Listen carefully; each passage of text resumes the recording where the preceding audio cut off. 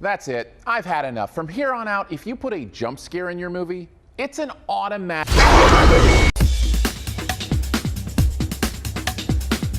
The Lazarus Effect is the latest PG-13 horror flick to hit theaters, this time about a team of scientists who may have found a way to bring people back from recent death. But when strange things start happening to the test subjects, they begin to wonder if they've awakened more than just the subject itself.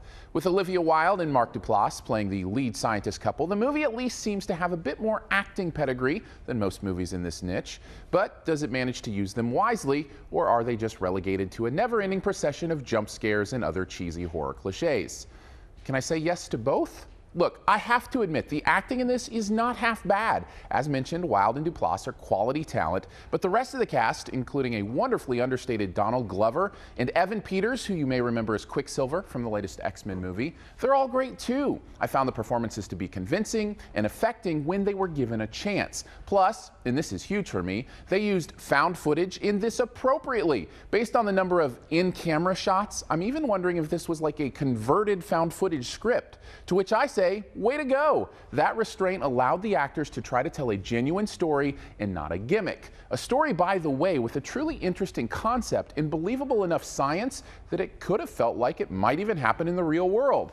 Oh, except for the part where they tried to force it into a horror movie shell. So frustrating, right? When you lose sight of the fact that you're telling a story first and instead focus on fitting a predefined genre, this is what happens. You kill your movie. The aforementioned jump scares, the ridiculous lines, the over-the-top supernatural moments, the evil grins, it's an overall silliness that comes from following a formula rather than following the story, and it keeps the audience from engaging in any meaningful way. I mean, they were laughing at my screening, like loudly and often. Not sure that's what they had in mind. Plus, when you deal in cliche, you aren't giving the audience anything new to experience, and we can feel that lack of creativity during our experiencing. There could have been a beautiful theme here about dying and afterlife and the limitations of scientific discovery, but the flick was too busy squeezing in another run-of-the-mill character death to be bothered to actually have any kind of solid point of view. Overall, The Lazarus Effect wastes its great cast and interesting concept by being more focused on genre consistency than creative storytelling. The resulting cliches and eye-rolling ridiculousness drain any possible dramatic life from the experience, with no chance of its grade resurrecting past a C.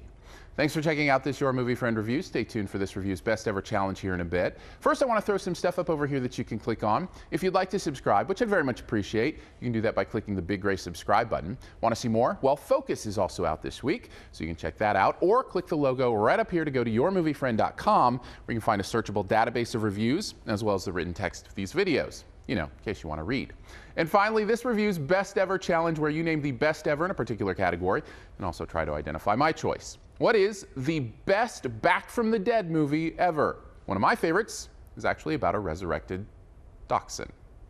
Drop your own answer and a guess at mine in the comments. First person to guess mine does get a point. Thanks, and here's 5 extra seconds to hit the subscribe button.